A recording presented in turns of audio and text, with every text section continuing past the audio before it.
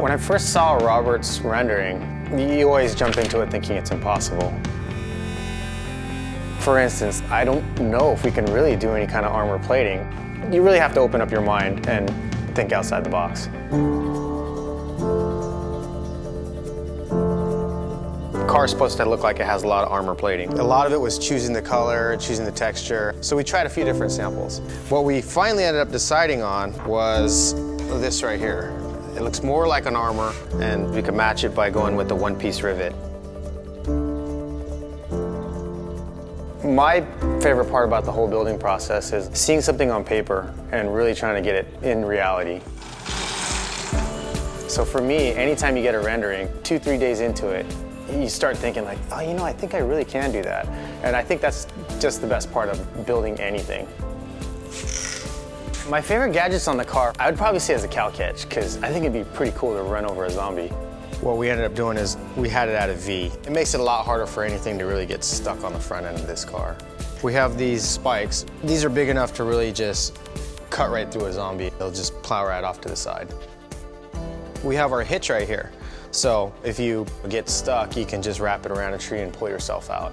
Repairing and modifying this thing, it would be a little bit on the difficult side. Everything's kind of a one-off piece, so it's not like you can go to your local parts store and pick up your zombie disc cutter. I think the greatest aspect of this thing is, 1, it'll have bullets. 2, if you run out of bullets, you can just run them over with the cow catch. 3, you can chop their legs off with the wheel spikes. With the cow catch, if you can aim it the right way at them, then you just run them over and call it a day. The Elantra Coupe comes with the factory reverse camera. So we're actually going to use the camera to fire backwards with the hatch up so we can see what's going on behind us in case there's any zombies back there. We're definitely going to have to bend everything by hand. All these pieces were made here, and what we ended up doing is we followed Robert's exact pattern, but more to scale, so we couldn't run as many bars as he wanted. We ended up having to bend all the bars that he has on his rendering, going all the way across. So our end result was basically this piece right here, which fits just on the outside of the car to where we can mount it up on the top, and we should be able to mount it right on the bottom. That'll keep the zombies out. Basically, the wheels that we selected, they're forged aluminum, so they're really strong. The main purpose for the spike, it's really more of a getaway thing. Robert originally had this thing designed to where the spikes were really skinny. It's probably about a good 2.5 feet out from the original wheel. We made an adapter for our wheel spike, and we could basically screw the wheel spike on whenever we want. The best part about it is you can either trip them with the shaft of the spike, and in the process, you at least have the blade to do some damage as you're going away. So it's making it harder for the zombie to really get back up and try to come after you.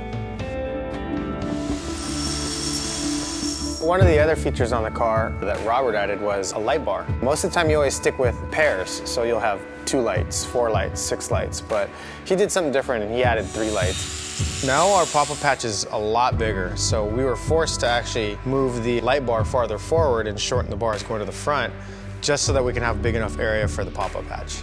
It'll be 2 doors. It'll split open sideways. The way that Robert originally designed the hatch, I think that's actually a really cool design.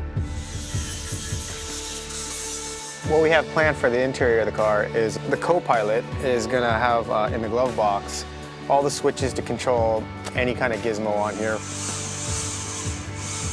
What we're jumping into now is a lot of the interior sheet metal work, using metal to actually plate the whole back section.